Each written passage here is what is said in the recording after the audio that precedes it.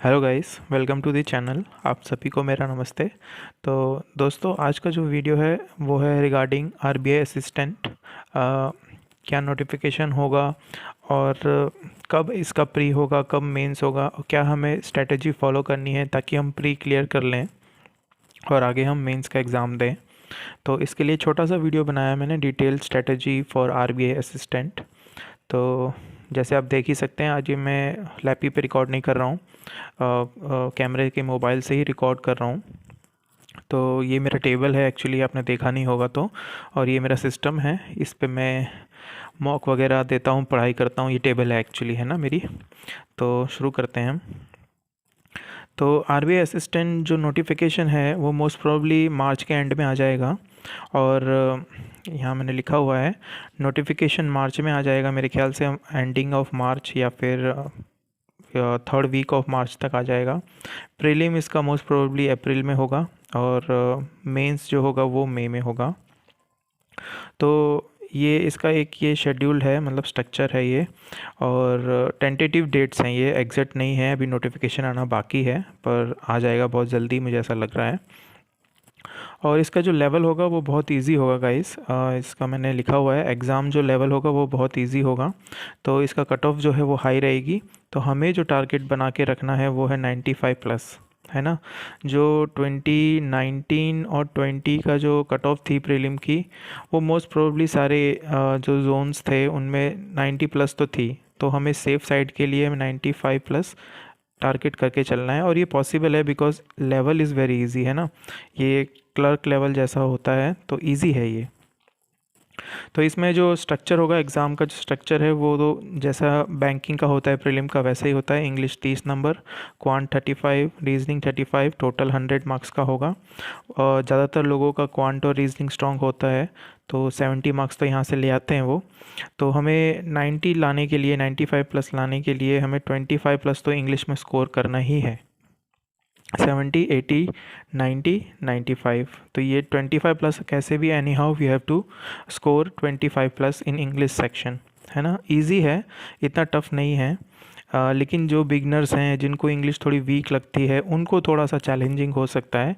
और क्योंकि cut off high रहती है यहाँ पे, तो हमें इंग्लिश पे भी फोकस करके ही चलना है। तो जो बिगनर्स होंगे, मैं उनको तो मैं कहूँगा कि please focus on English, specially जो इंग्लिश बैकग्राउंड से नहीं है, और जो बैकग्राउंड है उनका इंग्लिश, जो इंग्लिश मीडियम से पढ़ाई करे हुए हैं, उनको भी मैं कहूँगा कि निगलेक्ट मत करिए। क्योंकि काफ़ी चीज़ें हमें लगता है कि ये सही है, सही जा रहा है, मैंने आंसर सही टिक किया है, लेकिन वो गलत होता है। स्पेशली ये जब होता है जब आप ग्रामर्स के रूल रिवाइज़ नहीं करे हुए होते हैं, और ये उनके साथ होता है जिनका बैकग्राउंड इंग्लिश मीडियम है। क्योंकि उनको क्या रहता है, एक आइडिया लगता है कि सेंटेंस पढ़ते हैं तो उन्हें पता चल जाता है कि हाँ, यहाँ कुछ गड़बड़ है। क्या गड़बड़ है ये नहीं पता, लेकिन कुछ गड़बड़ है, और वो अंदाज़ा लगाते हैं। और अंदाज़ा में फिर इंग्लिश में आपकी एक्यूरेसी हैम्पर होती है। तो जो इंग्लिश बैकग्राउंड से हैं, उनको भी मैं कहूँगा कि ग्रामर एक बार रिवाइज़ करिए और डेली मॉक लगाइए इंग्लिश के लिए। और जो नॉन बिग बैकग्राउंड है इंग्लिश का, उनको तो पढ़ना ही है खैर इंग्लिश के लिए। क्योंकि अबाउ 95 लाना it's not a joke, it will take dedication, hard work, है ना। तो 95 प्लस लाना इंग्लिश के बिना नहीं हो पाएगा। तो please focus on English, very important. तो एक आप सबसे पहले क्या करिए, एक डेली प्लानर बनाइए, है ना। उसमें डे 1 में आप क्या करेंगे, डे 2 में क्या करेंगे, डे 3 में क्या करेंगे, एक टाइम टेबल एक पूरा फॉलो करना है आपको। और उस आपके टाइम टेबल में, डेली प्लानर में, आपको एक फुल मॉक डेली लगाना है आरबीआई असिस्टेंट प्री का। मॉक कोई भी हो सकता है, ओबी ले लीजिए, स्मार्ट कीडा ले लीजिए, प्रैक्टिस मॉक ले लीजिए, या फिर गाइडली ले लीजिए। कोई भी जो आपको ठीक लगता है, कोई दो दो ले लीजिए। लास्ट ईयर मैंने ओबी और पीएम लिया था, इस बार मैं ओबी और स्मार्ट किडा यूज़ कर रहा हूँ, है ना। तो आप पर है, कोई दो ले लीजिए। ये भी बहुत सस्ता होता है गाइडली वाला, तो आप ये भी ले सकते हैं ना। लेकिन आपको ये डेली प्लानर बनाना ही पड़ेगा, डेली टारगेट बनाने पड़ेंगे। ऐसे रैंडमली करोगे तो नहीं हो पाएगा। मैं अपना बताता हूँ, मैं कैसे अपना एक डेली प्लानर मेंटेन करता था। एक मिनट। हाँ, तो ये मेरी डायरी है, पीछे से मैं शुरू करता हूँ।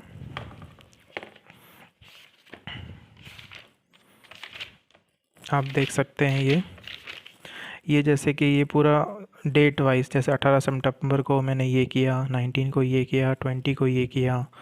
ये पूरा एक डायरी या एक बुक ले लीजिए आप, उस पे आप रोज़ का डेली टारगेट लिखिए कि 22 को मैंने ये किया, इतना करना है। जैसे कि ये है, ये किया, ये किया। जैसे IBPS PO मेंस का एडमिट कार्ड आ गया था, उससे पहले ही मैंने तैयारी कर ली थी। देखिए अब मेरा शायद 17 या 15, 16, 17 को प्री था IBPS का, और वो प्री देने के बाद तुरंत मैं मेंस की तैयारी करने लग गया था, तो 19 अक्टूबर से। तो जो जो टारगेट मैंने डिसाइड किए थे वो करने हैं आपको, रोज़ डेली टारगेट बनाना है आपको, है ना। और जो टिक हो गया मतलब कंप्लीट कर दिया है मैंने, जो क्रॉस कर दिया है वो मैंने कंप्लीट नहीं किया है।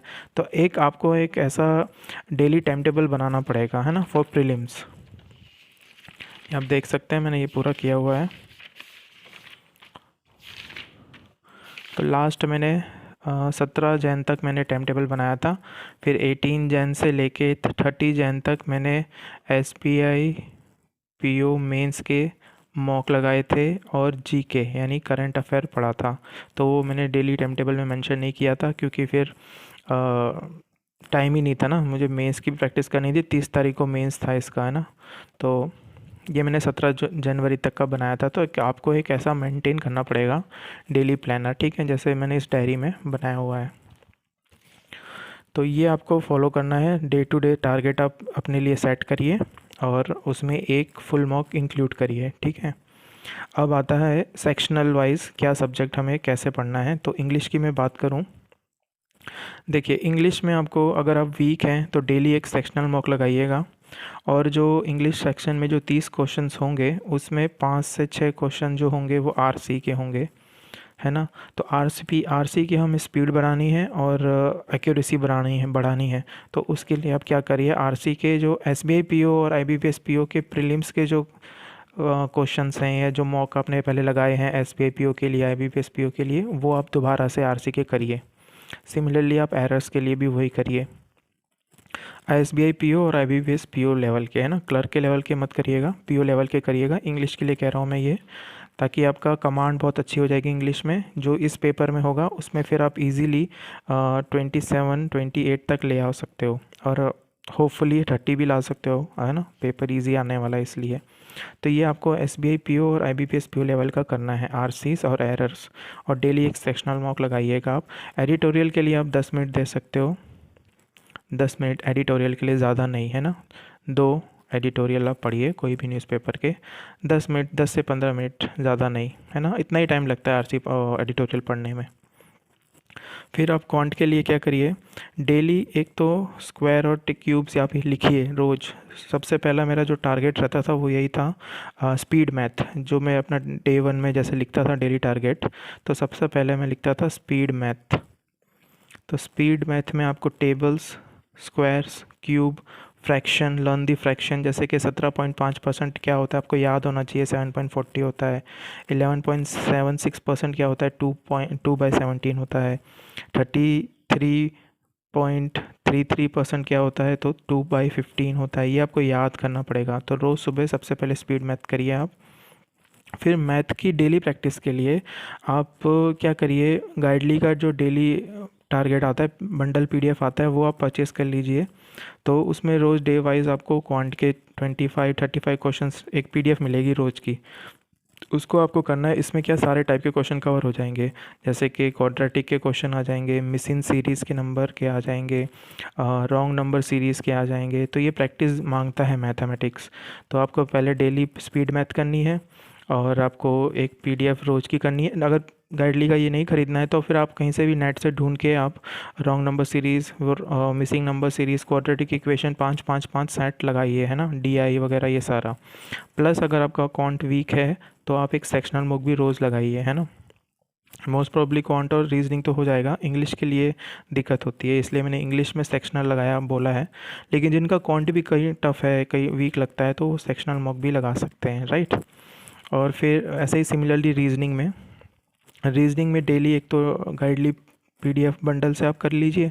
और जितने भी SBI PO और IBPS PO मेंस के जो पज़ल्स हैं, प्री के जो आपने मॉक दिए होंगे, उनके जो दोबारा से आप खोलिए उन मॉक्स को और दोबारा से सारे पज़ल्स करिए, है ना।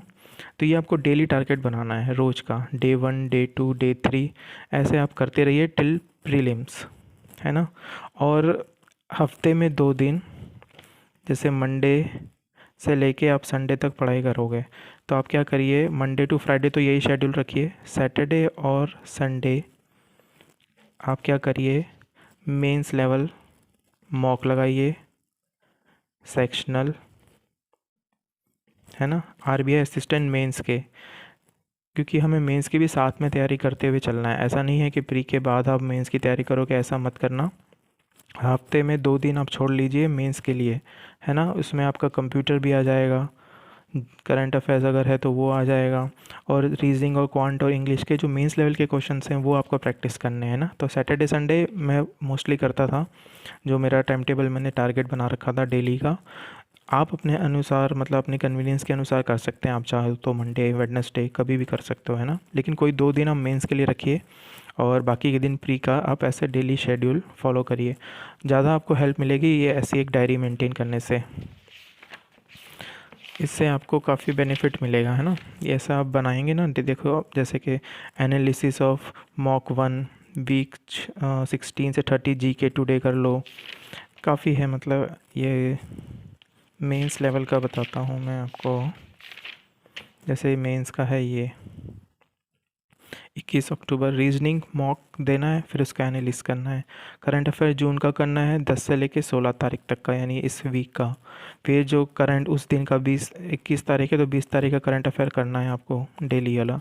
इंग्लिश सेक्शनल मॉक देना है, मेंस लेवल है क्योंकि ये मेंस का टारगेट बनाया है मैंने, तो इंग्लिश का सेक्शनल मॉक देना है मेंस का। और क्यूज़ देनी है गाइडली की, तो देखो मैंने क्रॉस किया है, मतलब मैंने नहीं किया था ये, जो 1 2 3 4 पॉइंट तक ही मेरा पूरा दिन ख़त्म हो गया था, है ना।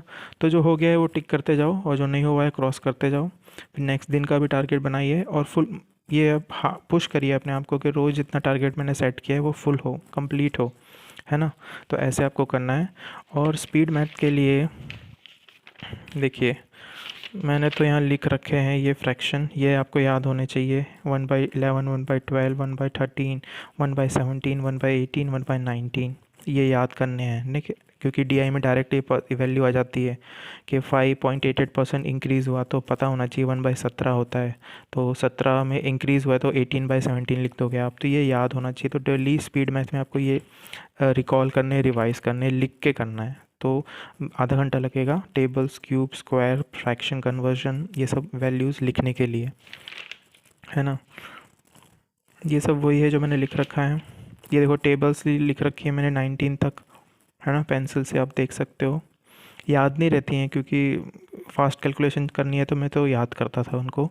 कुछ ये जो डीआई में फ्रैक्शंस आती हैं पाई चार्ट में, 17.5 क्या होता है, 62.5 क्या होता है, 243 का फैक्टर क्या है, 27 × 9 यानी 3:5, जो मुझे याद नहीं रहता वो मैं लिख लेता हूँ यहाँ पे, ताकि इनको स्पीड मैथ के टाइम पे मैं रिवाइज़ करता रहूँ।